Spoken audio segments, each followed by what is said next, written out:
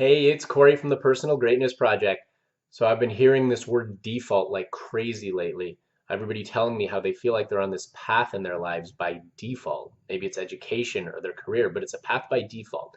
It's not one that inspires them. It's not one that excites them. It's not one that they're passionate about, but they don't know what other path to be on.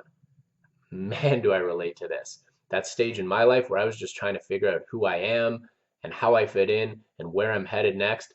And I feel like I'm on this path because it's the path that everyone tells me to be on. It's the path that I've known, but it doesn't feel like the right path. It totally feels like it's a path by default. But what am I supposed to do?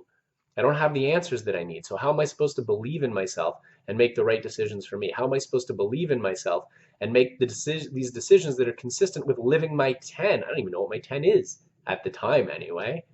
And so I end up working a bunch of jobs I don't really care about. I end up building a business for myself, a great business, but I don't know, I wasn't passionate about it. It certainly wasn't about living my 10. That's why I sold it.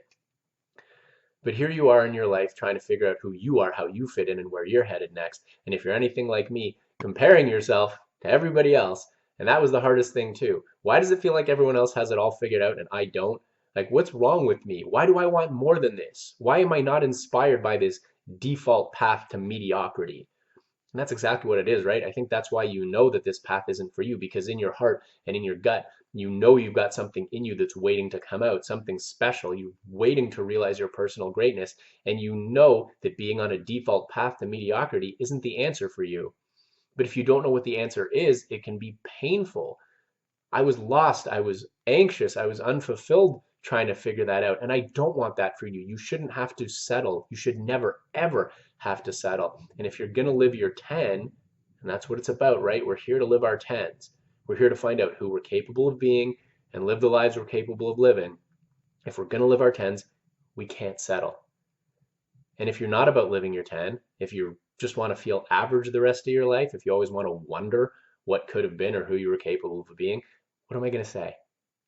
Good luck, I guess. I hope you find what you're looking for. But if you're not like that, and if you are anything like me and you want to live your 10 because you know that you owe it to yourself to live your 10, you can't settle. We can't keep doing things the same way they've always been done, following the same path that everybody else follows and expecting different results. I mean, isn't that the very definition of insanity? It is, isn't it? You cannot follow the path of mediocrity and expect to find your personal greatness. And if you want to find your personal greatness, if you want to live your 10, you cannot settle. So be great today.